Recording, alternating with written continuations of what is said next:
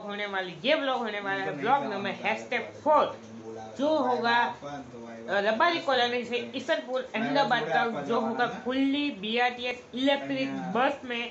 तो वीडियो को शुरू करते हैं। अभी चैनल को सब्सक्राइब नहीं किया तो जल्दी से नीचे रेड कलर का बटन सब्सक्राइब कर दीजिए। लाइक नहीं किया तो जल्दी से लाइक कर दो भाई, जल्दी से लाइक कर दो। मिलते हैं वीडियो के अंदर, चलिए वीडियो को करते शुरू।